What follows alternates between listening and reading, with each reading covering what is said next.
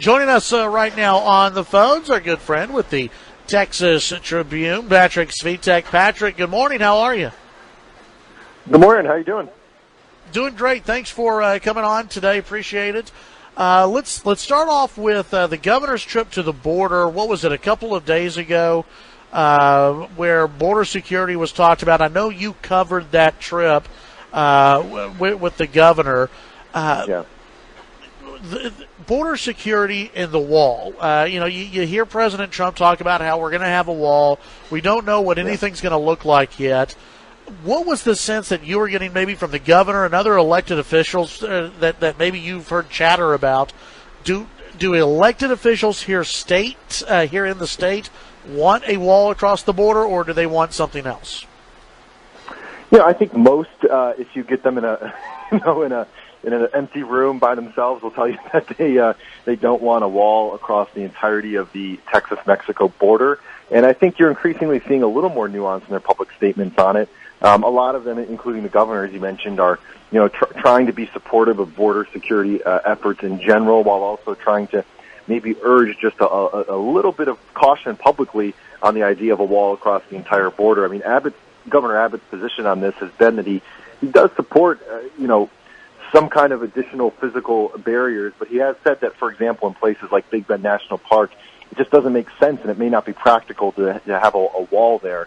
And so he had the new Homeland Security Secretary, John Kelly, down to the border on Wednesday.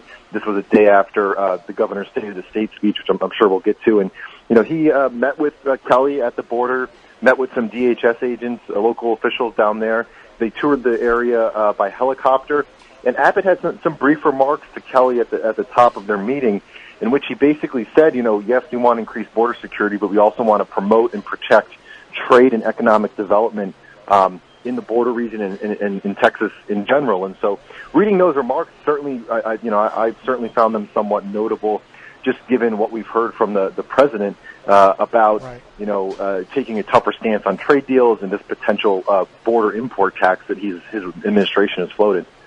It's just what I get from the governor. We talked about this, I think, last week with the whole bathroom bill. If the governor wants something, he'll come out and say that he wants something. And with him, and maybe I'm reading too much into this, but you tell me, when he's talking about, we want border security, but we also want to promote trade in Texas. We don't want to do anything that would hurt the Texas economy with a very, very big trade partner in Mexico. Number one, that's very different language than what you hear from President Trump. But it sounds like to me that's the governor saying we don't need a wall in Texas. Yeah, you could certainly interpret it that way. I think he's being very, very careful. I think in general right now, a lot of Republicans are still in the very, very careful stage, not trying to do too much to come out and openly criticize the new administration, just because it's still such a period of transition, and a lot of the policy proposals coming out of Washington are still getting crystallized. But I'm sure, as we get deeper and deeper into this, and as the idea of a wall becomes more of a reality, at least in the eyes of the administration in Washington, I imagine you'll see people like Abbott continuing to speak out in ways that at least add more nuance to the debate than what we've heard from the president so far. Yeah. Patrick, you brought up earlier the State of the State address, Governor Abbott delivering that earlier this week. What were the major points, and what was something that maybe people would have overlooked but you thought was interesting? Was there something that was kind of flew over the heads of a lot of people? Yeah. Sure. So I guess just the first part of that question, he announced 4 emergency items, which are items that lawmakers can get started on right away and pass legislation before otherwise what would be a 60-day moratorium on passing legislation. Those 4 items were Child Protective Services reform, ethics reform, Convention of States, and there's one more I'm forgetting. But those are the 4 emergency items that he laid out. And so those were the main bullet points that he gave to lawmakers to get started on.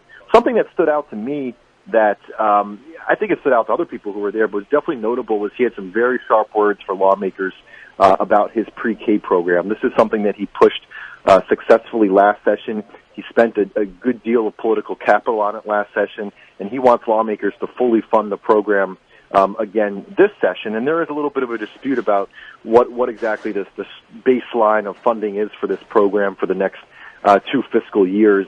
But he definitely came out and he had some very sharp words for lawmakers. He said, if you're going to do this, do it right or don't do it at all. And, obviously Abbott, as I'm sure you know, is relatively understated, pretty judicious, really picks and chooses his words carefully. And so to see him come out so strongly on an issue like that, I think was really, really telling. What have you heard maybe behind the scenes from Republican lawmakers? Because there's not a lot of conservatives that are absolutely in love with PreK, but there are some that like the idea of PreK and like the governor's plan.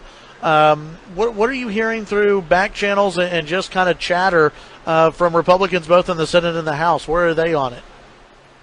Yeah, well, the conservative lawmakers who didn't like this program last session still don't like it, and may not like it even more now that they have such strong words from the governor. They may be kind of digging in their heels, and so it'll be interesting to see how that opposition plays out. Obviously, that opposition wasn't strong enough or broad enough to sink the proposal last time.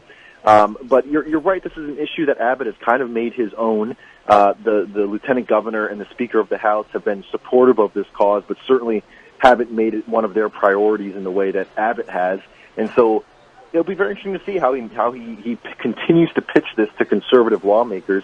He's already made a point, as he did last session, of saying this program is not another government mandate, that it's optional, and that it's not just another PreK program, that there are new standards or better standards for accountability built into his program. That's why he continually touts it as optional, high-quality PreK. That's how it's been branded from the get-go. And so very interested to see how he continues to pitch that program this session as he looks for full funding to, again, those conservative lawmakers and some who may be on the fence. Patrick, what does next week look like in the legislature?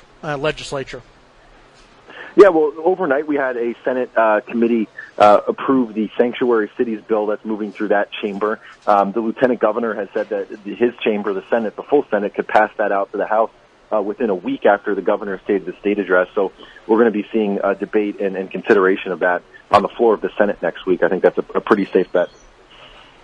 Very cool. Yeah, that was a long hearing yesterday. Yeah, I think 16 hours. Yeah. Yeah, wow, that's a lot of over 450 people testified on that. Patrick, what are you working on today, and where can people read your stuff at? Yeah, we're continuing to follow up today on some of the things that the governor mentioned in his address, both about PreK, and then also something I forgot to mention was he continued to call for full funding of these economic incentive programs, another area where he's not entirely aligned with some of the conservative members of his party. And so he's making some politically touchy asks, I think, in those two requests at the very least. So that's what I'll be focused on today and in the coming days, I imagine. Very cool. You can read more from Patrick at texastribune.org. Patrick, appreciate your time. We'll visit with you next week. Awesome. Thanks a lot. Thank you. That's Patrick Svitek, Texas Tribune.